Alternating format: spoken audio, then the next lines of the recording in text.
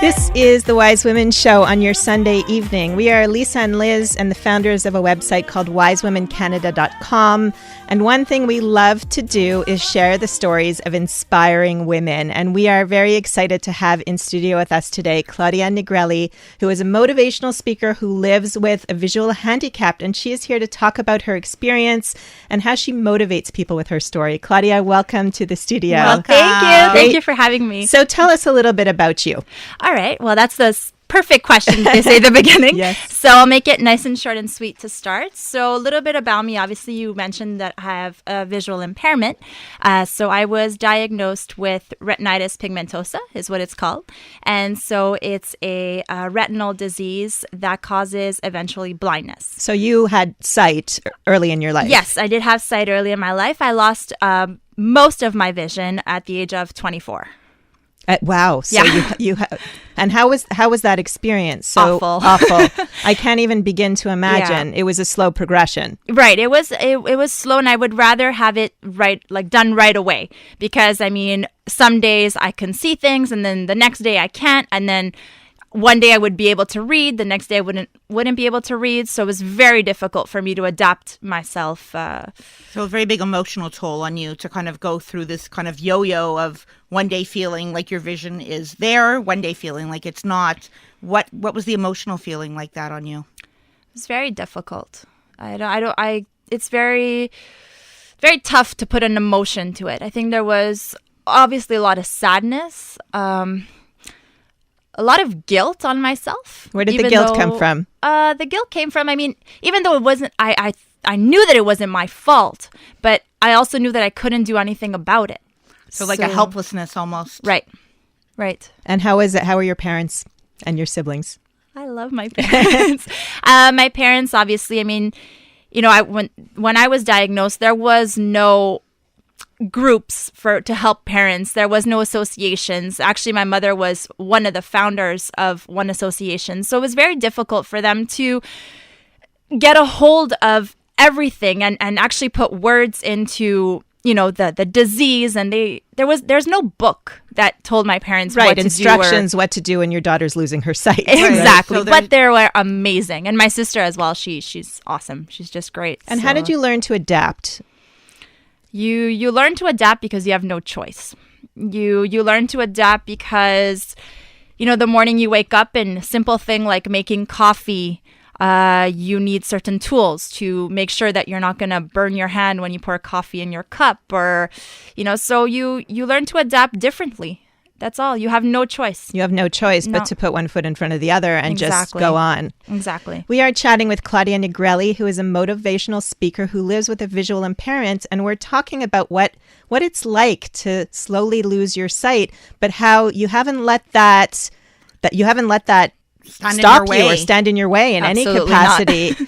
No. But did you always feel that way? So you're 24 years old, you're beginning to lose your sight.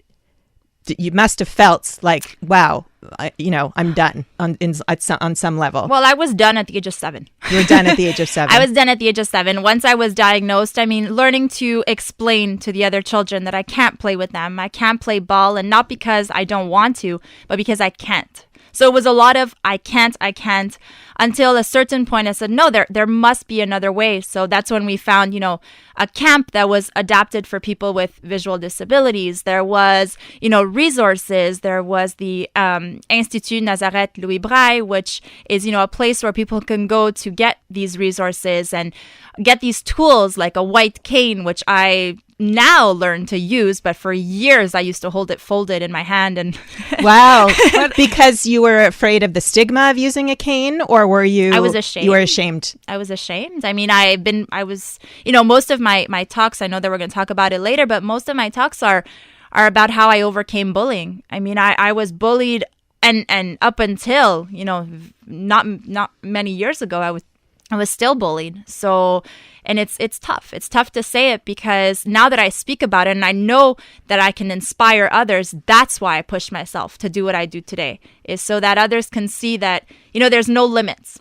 And I love that, because Liz and I often talk about how difficult times in our life and how hardships have really helped us to kind of evolve forward. And, we're both very vocal about our stories and the fact that most of our growth and most of our ability to kind of move ahead was when we were in our most vulnerable state. And when we realized, like, we're isolated, or we feel loneliness, or we feel misunderstood, or feel like we have shame and we want to hide our stories. And it's really in those points of, kind of at the bottom where you say, you know what, I need to persevere. I need to motivate myself, because if we don't do it for ourselves, no one's going to do it, right? No. Well, Claudia, was there a moment for you when you said, okay, I'm taking the bull by the horns and that's it. I'm just moving forward? I don't think there was a specific moment, but there were many moments that came together that said, okay, that's it. It's enough, and what happened is my career choices were not choices that were made because I was losing my sight. Career choices that I chose, when I was in college, I studied sports, which is definitely not adapted for blind people. Right. And, then I studied massage therapy, but it wasn't because people were telling me, it's fit for people who are blind. And even though you're losing your sight, I did it because I wanted to do it. I did it because it felt good. So it didn't define you. No. Amazing. And what do you do as a career today? Today, I'm proud to say I am a motivational speaker. And it's been 3 years now that I've been doing it professionally, and every day is getting out of my comfort zone. And I love it. I think great things happen when you come out of your comfort zone. We talk about it all the time. That's the language we speak. You're speaking our language. Yeah. We always say that a comfort zone is a beautiful place to be, but nothing ever grows there. Right. And that's sort of how we live our lives, or I do and Lisa does. And it can be really hard to step outside of what feels safe. Right. But magic things happen when you step outside of that place. Right. And also getting out of my comfort zone. I mean, I'm proud to say I'm an Arbonne independent consultant. And, Arbonne is all about products, but I saw more than the products. I saw it as an opportunity to share my story and to tell people with disabilities that this could be a good choice for them, and I was very afraid when I started in the company because, we had to, like I said, we had to look at the products. We had to see what they were. And, being in the visual world and having no vision is pretty tough. So I had to learn how to adapt myself and use the resources, like I said before, to, label my products with, a little sticker that when you pass over, it reads to you what it is. So it's all these little tools that came together and, that I have no limits. Today, honestly, nothing scares me anymore. What about relationships? Is that difficult? No, you're talking about boyfriend? I love my boyfriend. So it wasn't always easy. Right. I'll correct myself. Mm-hmm. It wasn't always easy. I always felt as if, I was a burden. And they were with me because... Some kind of pity. They felt badly for you. A pity party, yeah. And my boyfriend now, I met him when I absolutely had no facial recognition. So I don't know what he looks like. And, I was speaking about this earlier today and I said, when I met my boyfriend, I really had to get to know him for who he was. And that taught me a lot, losing my sight, is, not to have judgment. That's incredible, to not know what he looks like, but to learn who he was and to love him for that. And to feel him. Yeah. Rather than just base your opinions or your thoughts on... Right, because we often, meet people and we're attracted to what we see and we sort of pursue it from there. But you couldn't do that. So you had to go in sort of the back way. Yeah. Yeah. Yeah. And you know what? Actually, we talk about that a lot. And he says, well, do you wish to see what I look like? And I said, no, honestly, I don't wish to see again, because the people that I have met today and the opportunities that I've had without sight, I don't think I'd be the woman I am today with sight. I honestly, I don't think I would choose the career I chose to do, a motivational speaker. And, I have stage fright, which is pretty funny, but I have stage fright. And what reassures me is that I don't see the people. so that makes it a little easier. So I don't know how many people there are. And at the end, I ask whoever accompanied me, okay, how many people? And they're like, about 200. I'm like, okay, thank God I didn't know before I got on stage. So yeah, that's a good thing. That's a positive thing, so It's great. Can a positive attitude help you move forward in life? We're going to chat about that with Claudia coming up next. This is Wise Women with Lisa Brookman and Liz Wiener on CJAD 800. Brought to you by Access Medica. Medical aesthetic treatments for the best you. For optimal skin health and personalized care, accessmedica.ca. This is the Wise Women Show with Lisa and Liz, and we are chatting with Claudia Nigrelli, who is a motivational speaker living with a visual impairment. And I know, Claudia, something you talk about is perseverance, consistency, and a positive attitude, how that's helped you both personally and professionally. Right. So let's talk about that. Okay, sure. Well, first of all, perseverance. Perseverance is the key for me. It's what has kept me going. And, when you persevere, that's when you really get, you continue and you get out and you learn so many things and you don't give up. That's the most important. You force yourself. You force yourself, right. So because perseverance, how do you define it? Has there been times in your life where you weren't able to persevere? Many times when I wasn't able to persevere, and that I had that feeling, like everyone, the feeling of, am I good enough? Will I achieve this? Will I be, all these questions. And that's a lot of the chatter, right, that happens in your head. So you kind of have to silence it out. And you have to say, you know what? Well, why can't I achieve it? And then go through certain points to say, okay, well, like I said, you make a list of why you can't achieve this certain thing. And then obviously we walk into consistency. So with perseverance comes consistency, because if you're perseverant and you're consistent, then things get done. What do you mean by consistent? So meaning consistency. I'll give you an example. So you want, obviously, let's say, to be on the radio show like tonight. So I contacted Lisa how many times? 3, I think. 3 times? 3 times. So the first time I said, hey, Lisa, how you doing? And then no answer. So instead of saying, well, and she saw my message. So I was like, well, she saw it. That means that. Lisa, she knows your secrets. Yeah, listen, you're right. You're absolutely right. So she saw it. So the second time I said, I would really love to share my story. Would there be a space? And she saw it again, and there was nothing. And so I was consistent and I was perseverant, and I said... And it paid off. And it paid off, because the third time's a charm. Third time's a charm. Third time's a charm. And, speaking of perseverance, and it's funny because little insight, I got the Perseverance Award in high school. And I think it's something that I keep dear to my heart, because I say, you know what, that pays off for all the bullying I went through. And that pays off for all the mean people, because getting the Perseverance Awards says a lot. But it's important that as human beings, as role models, as parents, that we do learn and empower people to persevere, because that's really how things get done. Right. That thought that, because I want something, it just happens. That's like what we see in the movies or we read in a book, right? No, things just don't happen. They don't. It's about hard work. It's right. about motivation. It's about persistence. It's about silencing those voices, Claudia, right. that you were talking about, that right. are telling you, I can't do this, I'm not good enough to do this, are people going to listen to me, is my message important enough? And really about telling those voices to shut up, because I'm going to put one foot in front of the other. It's not always easy. It's not always easy. But it's not always the obstacles that we have for ourselves, right? Sometimes we have obstacles that people put in front of us where they, are not able to accommodate us, or it's not the right timing, and to keep pushing and to kind of never give up on something that you want. Right. So it's the inner voice that we hear, but sometimes it's the outer voice that we hear from other people. Right. Saying, you can't, or it's not the right time. And I believe kind of like pushing through that and saying, you know what? I'm going to make this happen. No matter what it is, I'm going to push and I'm going to make it happen. Right. Well, speaking of outer voice, how many times people have let me down, and I'm not going to get into any detail, but how many times people have let me down for everything. And, I had to keep telling myself, well, there's a reason. And, my mom always says, there's a reason. And I'm like, okay, but right now I'm not seeing the reason. It's frustrating. But after a while, you see it, and stepping into the next thing, well, the positive attitude. So it's, once again, that word, it's not easy, but you have to turn it around and say, you know what, maybe it can be easy. And, we all say with the affirmations that I am, and that's very powerful. It's 2 words that I've learned that are very powerful to say in front of a sentence. And, I am beautiful, I am strong.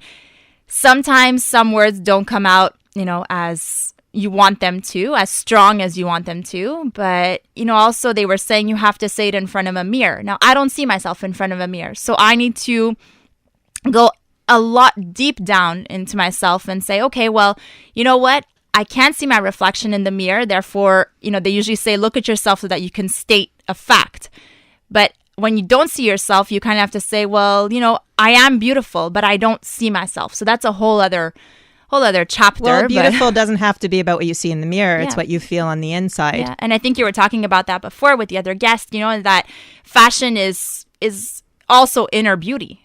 Yes. And I think that's really important. It's a way of manifesting your inner beauty. Right. We are chatting with Claudia Nigrelli, who is a motivational speaker living with visual impairment. And she's talking to us about how she inspires other people with her story. I'd love to ask you a bit about learning to use your instincts and your other senses to compensate for your lack of vision. Okay. Well, because we live in a very visual world. We do.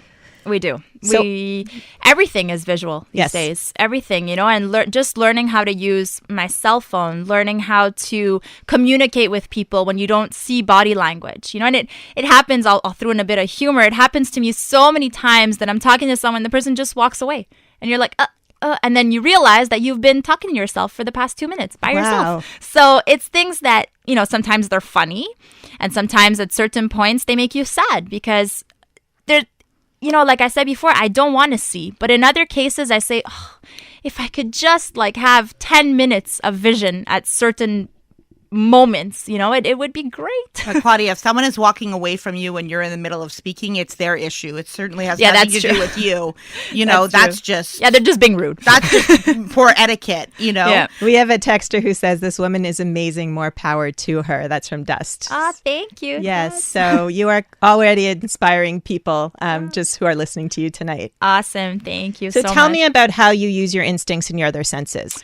Right. So, instincts can mean so many things. So just by approaching someone, I've learned to see if a person has a positive attitude. Just by a handshake, just by a hello, I can tell if someone is sad, is happy. And that it's not a magical power I have. Everybody could have that. It's just getting in tune with yourself and forgetting about what the person looks like, forgetting about their ethnicity, forgetting about their color, their skin, and just listening to what the person has to say. We're in a world where people love to talk and not a lot of people love to listen. So if you just learn to listen to the person, you can learn a lot in a few minutes. So there's really a real authenticity to the way you approach life, people. I find it amazing that you tap into your intuition and you're feeling and looking at people from the feeling that you're feeling and letting go of all visuals. Right, because, I did live in the visual world and I did judge people. I'm not going to, count myself a shamble of that. And I used to tell people, that girl, her hair is, and now I can't even tell the color of your hair. So, you can have color hair, blue, purple, green for all I care. It's what you say. It's how you, talk to me. It's how you show me that you care. So it's the feeling that you get from people. Right. And, sometimes it could be negative. It could be positive. And when it's negative, I try not to stick with those people. I need people that'll lift me up, that'll, stick with me and allow me to grow stronger, be the person I want to be. And someone who's negative, well, you know what? I can't even see you. So I'll probably not approach you in another. But Liz and I talk about that a lot. We talk about energy. What you're saying, yes. about people's negative energy kind of pulling you down and making you feel less than, or you don't get a good vibe from them. And, it took us, 40 years to learn it, but to say, you know what, those kind of people, we don't want that energy around us. We want to attract and be connected to people that make us feel good and feel grounded and have value to us, and we have value to them. So it's really amazing what you're saying, that that energy that you pick up, if it doesn't feel good, you don't even want them in your life. No, you don't. We have a question from a texter who says, does your guest use her confidants, I guess the people in your life, to describe people or surroundings or even the people you date? All the time. Or do you really want to figure it out by yourself? No. But no, you ask for input from people around you, because sometimes you want to use their eyes, right? Well, yeah. And it's funny because I don't want to mention too much my boyfriend. I do have my personal life, but it's funny because sometimes we'll be sitting, the first few times that we were sitting together and you'd be like, oh my God, that guy is so cute. And I'm like, what? He's like, no, well, you missed that. So might as well, I'll just describe it to you that the guy is cute. I'm like, okay, this is new to me. And like we often go shopping at the store and I'm like a kid at the store. So I need to touch everything and I need to know because obviously, and I get frustrated when things are in boxes because I need to ask for help. And that sometimes doesn't make me too happy. Well, it taps into your independence. I'm sorry? It taps into your independence of being able to just be on your own and do things on your own. Right. But today, we are so lucky with technology, and I'm going to touch a bit on that. And, there's voiceover on your iPhone, and I don't suggest you turn it on if you don't know how to turn it off. Yeah, I have a brother-in-law who's visually impaired, and he uses the voiceover on his phone. And sometimes we're like, Greg, your phone is driving us crazy. It talks very fast. It talks to me at a 95% rate, which usually normal people who don't have a visual impairment listen to it about 66%. So it gets a little frustrating. But there's seeing AI, which is an also artificial intelligence that works with your camera on your phone that actually does facial recognition. And if you take a picture of someone and then you write their name, once you scan your phone over the person, it'll tell you who it is. So there's a lot of ways that you can accommodate. Right. But there's still some frustrations, Of course. And Claudia, we're going to have to invite you back to talk about those frustrations because we're running out of time. We wanted to thank you so much for being with us. Thank if you. People want to find out about your motivational speaking, where can they find you? Awesome. They can find me on Instagram at Claudia Nigrelli, on Facebook at Claudia Nigrelli Conferences, or I have my new YouTube channel. So check me out at Claudia Nigrelli for more motivational and inspirational videos, as well as tutorials and a whole bunch of awesome stuff. Wonderful. Thank you Amazing. so much for Thank being you. with us Thank you. this evening and sharing your story. Thank you guys for having me.